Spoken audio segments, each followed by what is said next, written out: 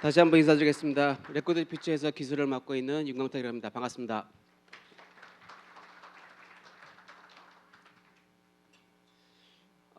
제가 한 3년째 KCTI를 나와서 CTI 관련된 부분들을 설명을 드리는 것 같습니다. 제가 매해 나올 때마다 1차 년도에는 어떤 부분들을 했으면 좋겠고, 그 다음에 2차 년도 작년에는 어느 부분을 좀 했으면 좋겠고라고 하는 걸 생각했었을 때, 첫 번째로는 CTI라고 하는 부분들에 대한 개념이 많이 없어서 1년차 때는 제가 CTI가 어떤 부분들인지 그런 개념 위주로 설명을 드렸었거든요. 작년에는 그러면 CTI를 가지고 어느 부분을 활용할 수 있는지를 작년에는 사실은 소개를 드렸고, 오늘은 작년과 조금 더 변화된 부분들 자체가 많은 부분들이 ASM이라고 하는 부분들을 고민들을 많이 하시길래, 그러면 올해는 다른 CTI 영역 중에서 ASM이라고 하는 영역을 조금 설계를 드리는 게 좋겠다라고 생각을 해서 제가 세션을 한 35분, 40분 정도 소개를 드리려고 합니다. 항상 이런 세미나를 하게 되면 어려운 부분들 자체가 어렵다기보다는 이 용어들 자체가 들어오지 않는 것 같아요. 저는 이제 약자로 썼는데 어택 서피스, 아까 사회자님은 매니저라고 얘기하시는데 매니지먼트라고 시장에서 얘기를 하고 있죠. ESM이라고 표현들을 많이 하고 있는 부분이 되는 건데, 저는 오늘 그 부분들을 하는 겁니다. 그런데 시장에서 ASM 많이 하고 있긴 하지만, 사실은 ASM에는 다른 업계에서 많이 얘기들을 할 때 저 앞에다가 익스터널이라는 표현들을 많이 붙이고 있어요.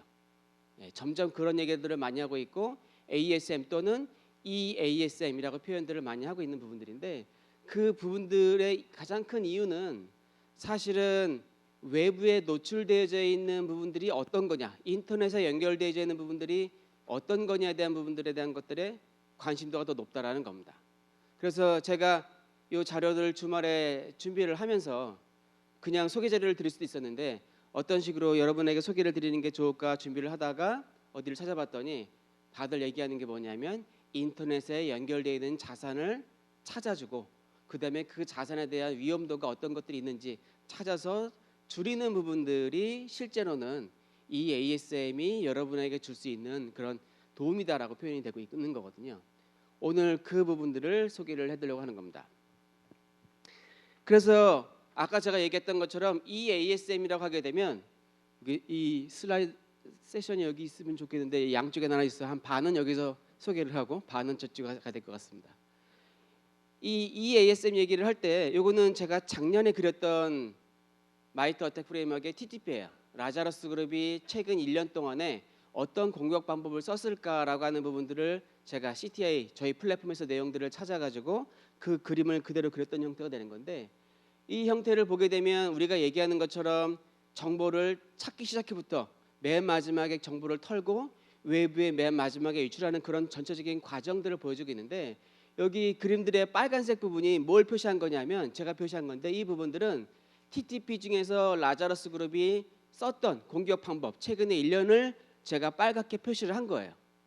실제로 보게 되면 공격자들도 많은 해커에 관련된 부분들이 여기서 보는 것처럼 앞단에 공격에 침투해 오기 전에, 침투라고 하는 과정을 오기 전까지 많은 부분들의 정보를 수집하고 있고, 어떤 부분들을 찾으면 해당되는 정보를 가지고 침투할 수 있을까, 침투하고 난 다음에는 그 다음에는 시스템들이 내부에 무엇이 있기 때문에 내가 어떤 부분으로 측면 이동을 할 수 있고, 무슨 정보를 찾아서 내가 만들어 놓은 시트 서버라든가 다른 데에 데이터를 유출할 수 있을까, 이런 부분들에 대한 전체적인 그림들을 보여주고 있는데, 제가 여러분들에게 하고 싶은 말은 뭐냐면, 그만큼 공격자의 입장에서는 특정 타겟이라고 하는 것들을 정해지게 되면 그 타겟을 들어가기 위해서, 침투하기 위해서 많은 시간을 이미 준비하고 있다는 겁니다. 어쩌면 공격자가 하는 그런 외부에 있는 해커의 뷰로 바라보는 것처럼 아까 얘기했던 EASM, External Attack Surface Management는 사실 공격자가 하는 것처럼 똑같이 해당되는 정보를 찾아가지고 어떤 부분들이 존재하고 있는 거고, 그 부분들을 가지고 내가 어디를 침투할 수 있을까로 얘기한다고 저는 생각들을 하고 있습니다. 그 관련된 부분들을 얘기하고 되는 거죠. 그래서 이 부분도 제가 그림을 그린 건데 어디에 있지 않는 거예요. 왜냐하면 제가 ASM이라고 하는 부분들을 소개를 드릴 때 한참 얘기하다 보게 되면, 자, 공격자들 입장에서라든가 아니면 여러분들이 방어를 하는 입장에서는 어떤 부분들로 하는 게 순서적으로 우리가 절차적으로 맞을까라고 그림을 생각을 해봤는데 맨 먼저 있는 부분들 자체가 사실 여러분들이 갖고 있는 자산 식별하는 게 첫 번째 아닐까요? 내가 들어가고 싶은 대상이 있다고 하게 되면 그 대상에 어디를 들어가는 게 가장 좋을까? 아까 제 앞 세션에도 얘기했던 것처럼 서플라이 체인 많이 얘기들 하잖아요. 그죠? 내가 직접적으로 A라고 하는 타겟을 들어가기 위해서 많은 보안 정보의 보안 수준을 높이다 보니까 직접적으로 들어가는 게 어려우니까 우회 공격, 서플라이 체인 다른 것들을 통해서 하는 것들로 이용들 하고 있고 점점 내 공격자가 들어가는 부분들도 어려워지고 있기 때문에 빈틈을 찾는다는 것 자체가 사실 되게 중요하죠. 공격자의 입장에서는 빈틈 하나만 찾으면 되거든요. 근데 여러분들이 대응하는 입장이라고 하게 되면 그 빈틈이 모든 수준에 적정한 수준의 모든 2m, 3m의 담벼락을 다 만들지 않으면 사실은 개구멍 하나 있는 그들은 들어오면 되는 거를 내가 만들어 놓았던 2m, 3m의 벽은 의미 없다라고 받아들이는 경우가 많다라고 하는 부분들입니다. 첫 번째 그런 부분들이 반드시 있어야 될 것이고 그러면 내가 자산이 뭐지? 그런데 제가 ASM이라고 하는 부분들을 시장에서 소개를 하고 고객분들이랑 얘기를 많이 하면서 실제로 본인들이 가지고 있는 자산이 어디에 얼마나 있는지 모르는 경우가 대부분입니다. 그리고 그 내용을 찾아가지고 저희가 알려드리면 이런 것도 있었어요? 하지만 이거는 관리하지 않고 있어요라고 하는 것들도 대부분이 얘기를 하고 있다는 겁니다. 어찌됐든 우리의 입장에서는 고객님의 자산이 얼마만큼 존재를 하고 있고 그 자산이 있게 되면 그 다음에는 호스트가 뭐가 있지? 호스트가 어디에 있지? 요즘 디지털 트랜스포메이션 얘기들은 많이 안 하는 것 같아요. 제가 그런 길을 많이 읽지 않는데 디지털 트랜스포메이션은 클라우드 많이 가는 걸 얘기를 하고 있잖아요. 그죠? 어느 고객, 저희가 있는 고객들은 데이터 센터는 더 이상 쓰지 않을 거야. 우리는 전부 다 클라우드로다가 올릴 거라고 하는 정책들을 갖고 있는 것들이 존재하고 있기 때문에 그것도 한번 A 클라우드 회사가 서비스가 장애되니까 야 멀티 가야 되지 않아? 라고 멀티 쓰는 경우도 있고 사실 되게 다양한 형태들을 만들어주고 있죠. 그래서 그 내가 쓰고 있는 내 자산이 어디에 존재하지? 이게 AWS에 있나? GCP에 있나? 애저에 있나? 또는 다른 데에 호스팅하고 있나? 되게 많이 존재하고 있다는 겁니다. 그런 부분들을 찾아내는 부분들이 두 번째 관련이 될 것 같고 그 다음엔 사실은 그런 위치라든가 해당되는 애플리케이션 네임이라든가 IP 포트 이런 것들을 찾아내게 되면 그 다음에 할 수 있는 부분들은 내가 쓸 수 있는 애플리케이션이 거기에 바인딩되어져 있는 애플리케이션이 무엇이 있는지를 알 수 있죠. 이게 아파치가 되어져 있는 건가? 뭐 PHP가 들어가져 있다든가 여러 가지 부분들에 관련된 애플리케이션들이 존재하게 될 것이고 그렇게 하게 되면 내가 가지고 있는 서비스에 어떤 문제점들이 존재하고 있는지 대부분의 생각들은 CV, 시약점만 생각을 하고 있긴 하지만 사실 그것보다는 설정상의 오류도 정말 많은 부분들이 존재하고 있었습니다. 그러니까 CV뿐만 아니라 그런 취약점들을 전체적으로 찾아주고 결과적으로 그 맨 마지막에 찾아낸 취약점들까지 조치를 취하는 이 일련의 과정들 자체가 우리가 얘기하는 것처럼 많이 보완을 하는 게 아닌가 그렇게 저는 생각을 하고 있습니다. 이런 부분들을 제가 어택 서피스에서는 어떻게 해주고 있는지를 소개를 해드리려고 하는 겁니다. 그래서 첫 번째로 제가 얘기해 드렸던 것처럼 여러분들은 여러분의 자산이 어떤 게 있는지 아시나요? IT 자산이. 지금 말하는 건 지금 IT 자산인 겁니다. 다 알고 계시나요? 제가 여기 들어오기 전에 애플은 도메인이 몇 개나 될까 제가 문득 궁금해가지고 여기 들어왔다가 다시 나가가지고 애플이라는 회사의 도메인을 찾아봤더니 애플은 도메인이 19,313개인가? 도메인 등록되어 있는 게 19,313개가 등록되어 있는 게 보여져 있었습니다. 실제로는 쓰고 있는 것도 있고 쓰고 있지 않은 것도 되게 많이 있죠. 그런 부분들이 있는 것처럼 우리가 지금 얘기하는 부분들 자체는 내가 등록되어 있는 도메인들이 어떤 것들이 있는지가 먼저 아는 게 더 중요하죠. 그래서 오늘 자료는 소개 자료가 아니라 제가 발표를 하기 위한 그냥 슬라이드 스크린샷을 준비를 해왔는데 제가 우리 회사 도메인을 얘기하는 게 제일 좋을 것 같아서 왜냐하면 여러분들의 도메인을 하려고 했더니 잘못하면 기밀 정보가 나갈 수 있는 부분들이 있기도 해서 일단 제가 저희 회사 이름으로 recordsfuture.com이라는 것들을 도메인을 후이즈 co.kr인가요? 어디 가서 도메인을 조회했더니 실제로 저희 도메인은 .com이거든요. 근데 누군가는 co.kr이나 다른 것들을 이미 도메인 등록하는 분이 있으시더라고요. 저건 저희 도메인이 아닙니다. 근데 여러분들이 보시기에는 레코드 퓨처 co.kr 그러면 저희 거 같잖아요, 그죠? 아마 저분은 도메인 파킹을 하신 것 같아요. 레코드 퓨처가 더 비즈니스가 잘 돼가지고 코리아의 비즈니스가 잘 되면 저 도메인을 사고 싶지 않을까라고 해서 등록을 하는 것 같은데, 그래서 보게 되면 여기에 보는 것처럼 여기에 실제로 가비야만 등록이 되어져 있지 소유자가 누군지가 되어져 있지 않아요. 웹사이트를 제가 등록해 봤더니 보통 도메인 파킹 해놓게 되면 본인들이 판다고 얘기하거든요. 도메인 for sale. 근데 그거는 접속도 되고 있지 않더라고요. 이렇게만 보게 되면 레코드 퓨처 co.kr이 누구 건지 알 수가 없습니다. 그런데 이거는 제가 오늘 소개를 하려고 제가 자료를 준비했던 내용이 되는 건데, 이것만 있지 않다라는 거죠. GDPR 때문이라고 제가 얼핏 얘기를 들었는데 그게 진짜인지 아닌지는 저도 그건 잘 모르겠습니다. 만약에 레코드 퓨처라고 하는 부분들의 닷컴에 관련된 부분들을 지금도 후이지에 확인을 해보게 되면 여기 보는 것처럼 프라이버시 이슈 때문에 실제로 익명화가 되어 있습니다. 저 도메인의 소유자가 누군지 지금은 알려져 있는 것도 있고 노출된 것도 있다라는 겁니다. 그래서 후이지에 가서 보게 되면 지금 저 도메인이 소유자가 누군지를 알 수가 없어요. 그러면 쟤를 실제로 레코드 퓨처 닷컴이 이게 만약에 고객이라고 한다면 그 고객의 도메인인지 알려고 한다면 저 후이즈를 조회해 봐서는 실제로 소유자를 알 수가 없습니다. 할 수 있는 방법은 여기 보는 것처럼 날짜별로 스냅샷이 떠져 있죠. 예전에 후이즈에 등록했을 당시에 그 당시 시점부터 해서 중간중간에 해당되는 도메인의 소유자 있는 부분들을 스냅샷을 떠놓은 겁니다.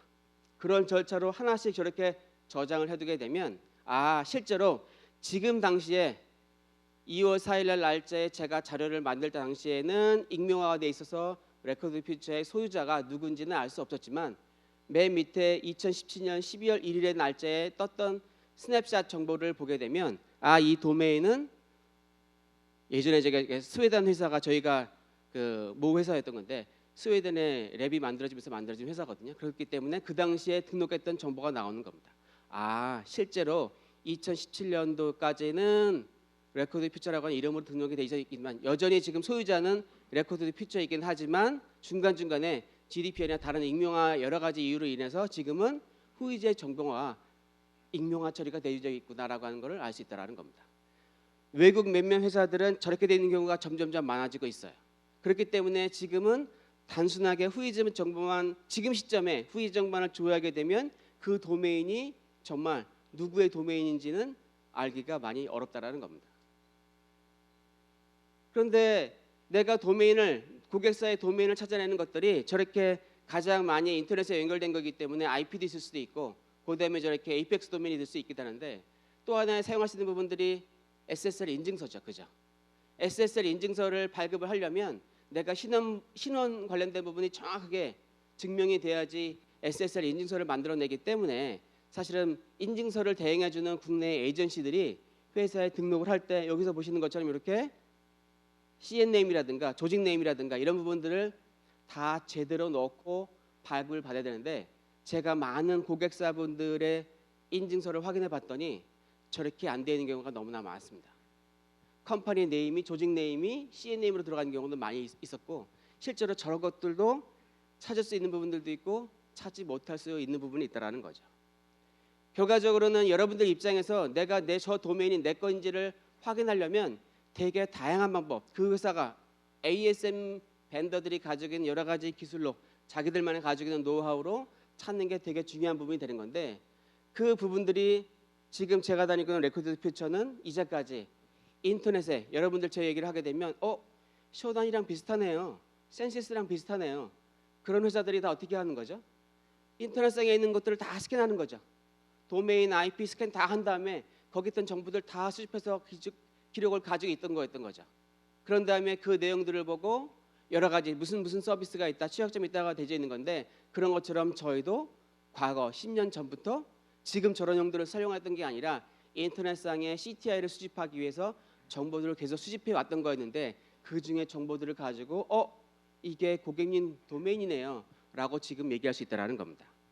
그래서 여러분들이 지금 어느 순간이라도 오늘 중간에 쉬는 시간에도 저한테 오셔가지고 우리 회사는 도메인이 어떤 거 있나요? 라고 얘기하신다면 저는 곧바로 찾아드릴 수가 있어요. 고객님 도메인은 무슨 도메인 등록되어 있는 게 있고요. 그 등록은 언제부터 돼 있던 거고 거기에 호스트는 몇 개가 돼 있던 거고 이런 부분들이 확인할 수 있다라는 겁니다. 이런 부분들이 있었기 때문에 실제로 우리가 얘기하는 것처럼 내 도메인의 소유권, 에이펙스 도메인을 찾아낼 수 있다라는 거죠. 그러면 지금 얘기하는 것처럼 에이펙스 도메인을 찾아내게 되면 그 다음으로 하시는 부분들이 뭐가 있냐면 아까 제가 레코드 퓨처라고 하는 부분이 이제 그게 레코드 퓨처의 회사 도메인이 맞네, 소유자가 맞네라고 2017년 12월 1일 날짜에 그 내용을 찾았기 때문에 그 내용들을 찾게 되면 여기에 보시는 것처럼 맨 왼쪽에 보는 것처럼 recordfuture.com의 호스트는 뭐가 있네. 뭐 www, go, 블로그, support, app, API 이런 것들이 있네를 확인할 수 있게 되는 거죠. 그리고는 그 관련된 부분들의 IP가 뭐가 바인딩 되어져 있는지, 그 다음에 해당되는 IP는 어디에 호스팅되고 있는지라고 하는 부분들을 알 수 있다는 겁니다. 많은 부분들이 나는 우리 데이터 센터에는 IP만 있으면 되는 거기 때문에 그냥 IP만 하면 될 수 있지 않을까? 실제로 IP만을 가지고 네트워크 스캐닝을 하게 되면 해당되는 정확하게 스캐닝이 되지 않을 가능성이 더 많습니다. 왜냐하면 특히 여러분들이 쓰고 있는 클라우드 서비스를 사용하게 되면 동일한 IP에 여러 가지 호스트가 올라가는 거기 때문에 호스트 기반으로 해당되는 부분들의 자산은 식별이 돼야지 IP 기준으로 확인하게 되면 부분들 1:1 매핑이랑 상관없는데 멀티홈이라고 하는 그런 부분들을 사용하게 되면 식별이 많이 어렵다라는 거죠. 그래서 그런 부분들을 다 찾아낼 수 있는 부분들, 그러면 내가 내 자산이 얼마만큼 있는 거구나라고 알 수 있다라는 겁니다. 그런데 이런 자산을 찾아내게 되면 지금 레코드 퓨처도 2월 4일 날이 아마 일요일 날인가 토요일 날일 것 같은데요. 그 작업하는 날짜 보게 되면 저희 회사 같은 경우에도 호스트네임은 96개가 등록이 되어 있는데 그 중에 96개 중에 지금 살아있는 시스템이라고 하는 거는 65개가 되어 있습니다. 안 쓰는 거 31개는 뭐죠? 토탈 인액티브라고 되어 있는 부분들. 아까 제가 얘기했던 것처럼 레코드 퓨처는 뭐 쇼단, 센시스 이런 것처럼 계속 인터넷에서 스캔을 하고 아크에서 다양한 정보들을 가지고 과거에 고객님이 썼던 호스트가 이런 게 있었고요. 서비스가 이런 게 있었고 해당되는 시스템의 애플리케이션이 이런 게 등록이 되어 있었습니다라고 하는 것들을 저희는 알고 있는 거죠. 그래서 그 총 리스트가 이제까지 레코드 퓨처가 알고 있는 것은 46개. 그런데 그 중에서 지금 IP 리졸빙이 되고 그다음에 IP 리졸빙이 되는과 동시에 포트 오픈되어 있는 부분들이 어떤 게 되어 있는지 내용을 저렇게 여기 보는 것처럼 해당되는 포트 이런 것들이 어떤 포트가 오픈되어 있는지 그런 과거의 히스토리가 나와 있다라는 거죠. 그래서 잠시 새로운 시스템들은 보게 되면 첫 번째 식별이 딱 되고 나면 곧바로 해당되는 IP가 보였는데 며칠 뒤에 IP가 사라집니다. 어떤 식으로든 조치를 취해요. 또는 서비스가 오픈되어 있다가 서비스가 없어지기도 합니다. 이런 식의 많은 부분들을 보여주고 있는 것들이 실제로 고객사에 많이 이루어지는 거라고 생각하시면 될 것 같고요. 그런 부분들 자체를 아까 제가 얘기했던 것처럼 매일매일 여기 좀 잘 보이지 않는데 실시간으로 하루에 한 번씩이 아니든 무조건 실시간으로 인터넷에 있는 모든 자산들을 스캐닝한 다음에 저희는 플랫폼에다 저장해두고 있죠.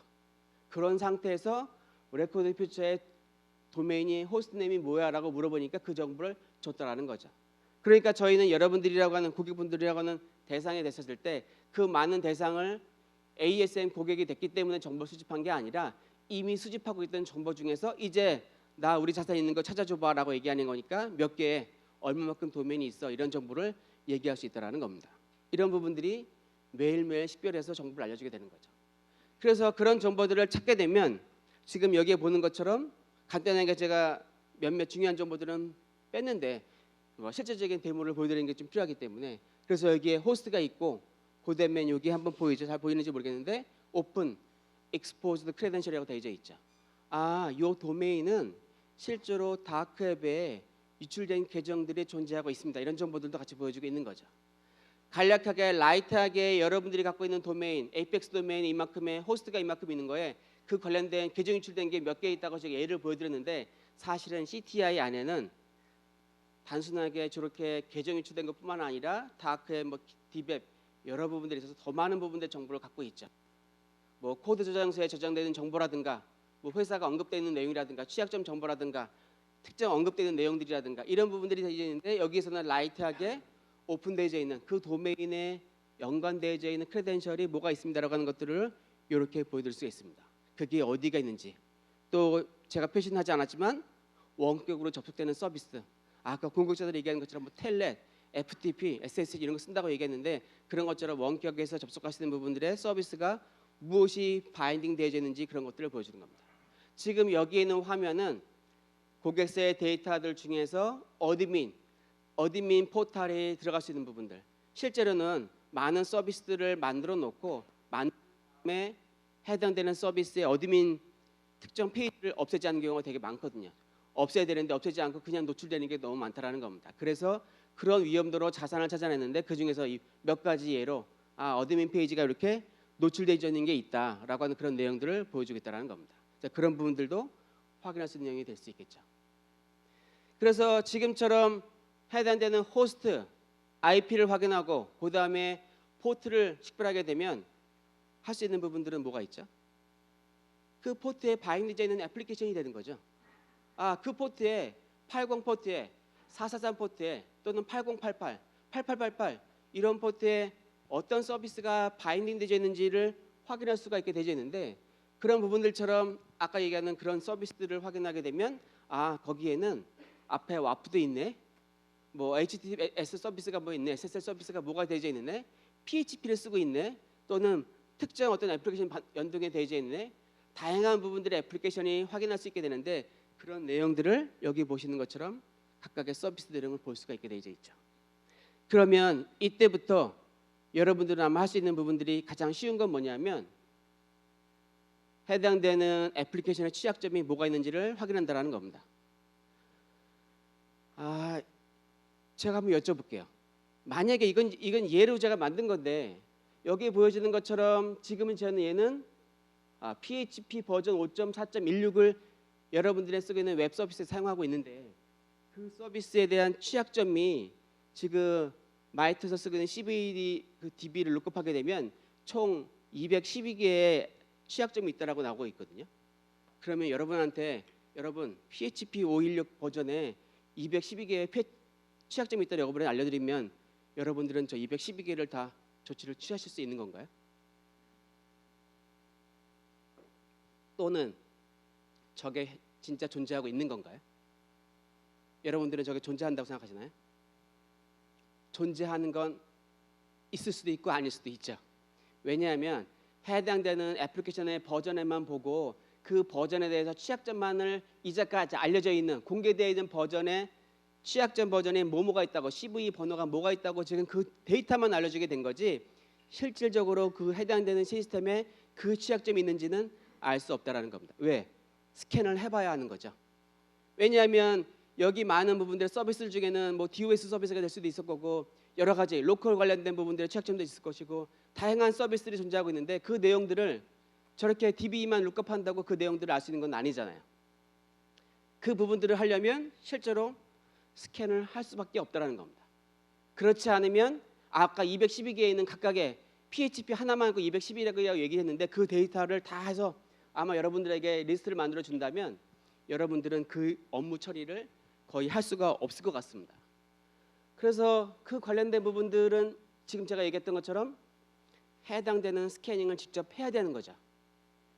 그런데 제가 이 세션을 시작하기 전에도 다른 어느 분하고 제가 얘기를 했는데 제가 ASM 소개를 막 하니까 그거 네트워크 스캐너랑 똑같은 거 아니에요? 그거 무슨 차이점이 있는 거죠? 저도 사실은 제가 ASM이라는 걸 처음 봤었을 때 우리가 얘기하는 것처럼 네트워크 취약점 스캐닝하는 솔루션들이랑 뭐가 다르지? 시장에서 얘기하는 것처럼 퀄리스, 뭐 테너블, 뭐 국내 회사들도 존재하고 있고 그런 거랑 다르게 뭐가 존재하고 있는 거지? 기본적으로는 저렇게 취약점들을 찾아내는 그런 부분들은 맞습니다. 그런데 여기 보는 것처럼 각 회사마다 중요하게 바라보는 부분들이 달라져요. 얘는 네트워크 스캐너는 매일매일 하시나요? 또는 매주 하시나요? 전 시스템의 모든 것들을 하시나요? 아니면 여러분들이 알고 있는 그 자산 리스트를 다 확인해서 할 수 있다면 저는 기본적으로 전체적으로 많은 부분이 비슷하다라고 생각을 하고 있습니다. 단 어택 서피스 매니지먼트 회사들은 그것보다는 지금 핫한 부분들, 지금 취약점이 나왔다고 해서 곧바로 익스플로이 코드가 나오는 것도 아니고 공격이 사용되는 게 아니죠. 여기 보는 것처럼 제가 어떤 내용을 얘기할까 하다 보니까 검색을 해서 보니까 최근의 취약점으로 이반티에서 무슨 VPN 취약점을 얘기한 것 같아요.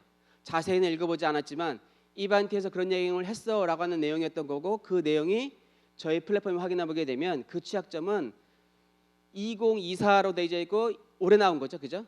번호가 21887이라고 되는 건데, 뭐 이 부분들의 내용은 저희 솔루션 얘기니까 하지 않도록 하겠지만, 어쨌든 쟤는 취약점이 나아지는데 올해 나왔는데 공격자가 지금 악용하고 있다는 거, 지금 공격을 하고 있다.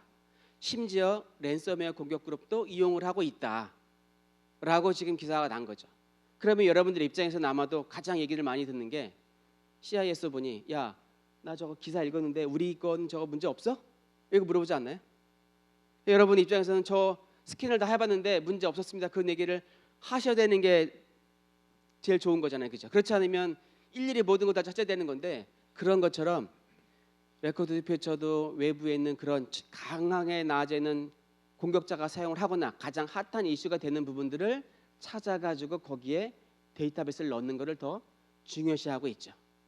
그래서 제가 자료를 만들 당시에도 저희 스캐너 안에 있는 스캐너 리스트를 봤더니 4111개던가요? 4100 몇 개가 있었는데 4100 몇 개 존재하고 있고, 여기 보시는 것처럼 해당되는 특정 날짜에 제가 조회를 해보게 되면 그 관련된 부분들이 며칠 뒤에 그런 기사가 난 다음에 해당되는 취약점을 스캐닝하는 내용들이 시그너처로 포함이 되어 있습니다. 저런 내용들 자체를 플랫폼에서 아까 얘기했던 것처럼 내용들을 찾고 실질적으로 익스플로잇을 던져서 해당되는 것들을 조회하고 있다는 거죠. 그런 부분들을 확인하고 있다는 겁니다. 그래서 그런 부분들 자체를 이렇게 하는 형태가 되는 건데, 그렇다고 해서 무조건 다 최신의 것만 하느냐? 또 꼭 그렇지도 않습니다.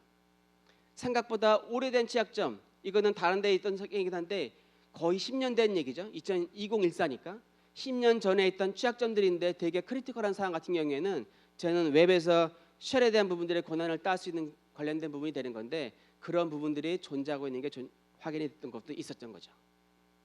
그런데 다른 타사는 모르겠는데 레코드 퓨처의 입장에서는 그럼 저런 스캐닝을 4,000개에 대한 스캐너 리스트하고 그런 부분들을 매번 스캐닝을 하게 되는데, 그걸 할 때 그러면 장애가 발생하면 어떻지? 왜냐하면 네트워크 패킷을 익스플로잇을 잘못 던지게 되면 서비스 장애가 나는 경우가 존재하고 있잖아요, 그죠?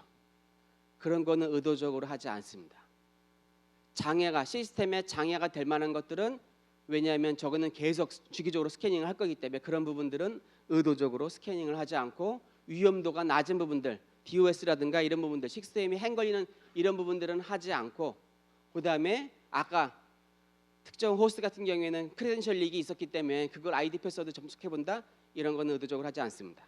물론 시장에는 그런 것들을 해주는 게 솔루션이 또 있잖아요, 그죠? 바스 시뮬레이션 해주는 것들이 있는 것처럼 그런 부분들이 조금 더 디테일하게 들어갔으면 되는 거고, 어택 서피스는 그거보다는 좀 더 빠르게 실시간으로 자산을 찾아주고, 자산에 대한 취약점, 오픈되어있는 포트, 애플리케이션 또는 공격자들이 민첩하게 해당되는 취약점들을 이용하게 되면 그게 나에게도 영향도가 있는지 없는지를 조사해 주는 거. 2년 전인가요? 로그 표지에 있을 때 비슷한 거죠. 내가 시스템 있는 거에 로그 표지에 있는지 알 수 있어라고 얘기했더니 많은 국내 회사들이 내가 로그 표지에 스캐너하는 스캐너 만들었어, 공짜로 배포할 거야, 이런 얘기를 많이 했던 거죠. 그런 것처럼 그런 내용들을 넣도록 되어져 있는 겁니다. 그런 것들을 하게 되어 있는 거죠. 그래서 그런 내용들 자체를 주기적으로 찾아가지고 알려주게 되어 있고, 그것을 여러분들 운영팀의 입장에서는 그 조치를 취하는 게 반드시 필요하다라는 거죠. 그런데 여기서 또 문제가 발생을 합니다. 여러분들의 역할이 보안 담당자고 운영팀이 구분이 되어 있다고 얘기한다면, 아마 여러분들이 야 이거 ASM에서 찾아가지고 했으니까 이거 조치해 주세요 라고 운영팀에다가 패치하라고 아니면 조치해 주라고 뭔가를 얘기하게 되면, 운영팀에서는 왜? 근거가 뭔데? 실제 없는 것 같은데? 그거 했던 거 내가 봤더니 문제 없었던 것 같아, 이런 얘기를 많이 한다라는 거죠. 실제로 존재하느냐 존재하지 않느냐를 얘기를 많이 하고 있기 때문에. 그리고 또 하나 중요한 건, 실제로 스캐닝을 하다 보면 오늘 돌렸던 똑같은 시스템의 변화는 아무것도 없는데 오늘 시점에 돌렸던 결과와 내일 돌렸던 결과가 다른 경우가 있습니다. 네트워크 환경이 계속 바뀌기도 하고 시스템 환경이 계속 바뀌기 때문에 그때마다 데이터가 바뀌긴 하는데, 그럴 때마다 운영팀하고 좀 악유가 있을 수밖에 없다라는 거죠. 그래서 지금은 여기 보시는 것처럼 그 당시에 스캔을 했었을 당시에 어떤 패킷을 던졌는지, 리퀘스트를 날렸는지, 그다음에 그 당시 나왔던 리스폰스 값이 어떤 거인지 잘 보이시지는 않겠지만 그렇게 실제로 스캔했었을 때 여러분들이 이거 익스플로이 던지면 익스플로이 던졌던 결과물이 있나요? 어떻게 던졌나요? 던졌던 내용들, 그다음에 리스폰스 값이 어떻게 나눠졌는지, 그렇기 때문에 이런 취약점들이 확인이 있다라고 지금 얘기할 수 있게 되는 거죠. 이런 과정들을 해주는 게 지금 시장에서 얘기하고 있는 ASM이라고 이해하시면 될 것 같습니다.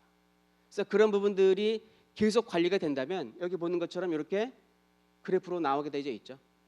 전체적으로 올라가기도 하고 내려가기도 하고, 왜냐하면 계속 시스템은 바뀌기도 하고 시스템은 자동으로 추가가 되고, 새로 추가가 된 것들은 다 첫 스캔이 될 것이고, 과거에 했던 거라면 저번 주에 뭔가를 해서 조치를 취한 거라면 지금 돌렸다면 그 결과는 없어져야 되는 거죠. 왜? 조치를 취한 거니까. 조치가 잘 취해지는지 확인이라는 게 필요할 텐데 그런 일련의 과정들을 이렇게 계속 주기적으로 관리를 하고 있다는 겁니다. 때로는 나 예배 적용도 뭔가가 필요하죠. 지금 당장 조치 피할 수 없다. 하지만 패치가 뭐 이번 달 말에 예정이 되어 있다라든가, 또는 다음 달에 애플리케이션 개선 작업을 하면서 업데이트가 될 예정이라든가 하게 되면 계속 그런 내용들을 스캔하거나 이럴 일은 사실은 없죠. 이렇게 예외 적용이라는 게 필요할 수도 있다라는 겁니다. 이런 일련의 과정들, 제가 아까 얘기했던 것처럼 우리의 자산이 무엇인지를 찾고, 그 다음에 찾은 다음에 애플리케이션 등록을 찾고, 무엇이 취약점이 존재하는지 찾고, 어떤 부분에 근거 자료가 있는지, 이런 일련의 과정들을 계속하는 부분들, 이런 부분들이 지금 시장에서 얘기하고 있는 ASM이라고 하는 거라고 생각하시면 될 것 같습니다. 물론 어택 서피스가 단순하게 지금 얘기하는 것처럼 일정 부분에 대한 부분 얘기를 했지만, 사실은 조금 더 광의로 보자면 해당되는 공격의 징후라든가, 해당되는 호스트에 뭐 노출되어 있던 계정 정보라든가, 또는 뭐 GitHub라든가 다른 데 노출되어 있는 여러 가지 정보들이 있을 텐데 그런 정보들도 알려주는 게 필요하죠. 그렇지만 지금의 얘는 가장 시장에서는 이런 정도의 기능으로 많은 부분들의 ASM이 소개가 되고 있기 때문에 여러분도 아마 ASM을 고민하고 있다면 이런 정도의 큰 틀에서 생각을 하고, 나머지는 누가 조금 더 좋으냐, 누가 조금 더 유용한 기능을 가지고 있느냐, 이런 데 문제가 될 거라고 생각을 하고 있습니다. 오늘 제가 소개시켜드린 부분들은 간략하게 어떻게 ASM이라고 하는 부분이 만들어져 있는 것을 소개를 드렸는데, 아까 제가 얘기했던 것처럼 저희 하루 종일 있는 시간에 나와서 질문을 주시면 여러분들의 관련된 도메인이 무엇이 있는지, 어느 부분이 노출되어 있는지, 네트워크 스캐닝은 하진 않지만 기본적으로 자산 리스트 관련된 부분들은 손쉽게 어떻게 찾아낼 수 있는지 여러분들에게 데모를 보여드릴 수 있을 것 같습니다. 물론 그 이외에도 계정 유출이라든가 다양한 부분들 관련된 부분들이 궁금하시면 저희 부스를 방문해 주신다고 하면 제가 답변을 드리도록 하겠습니다. 감사합니다.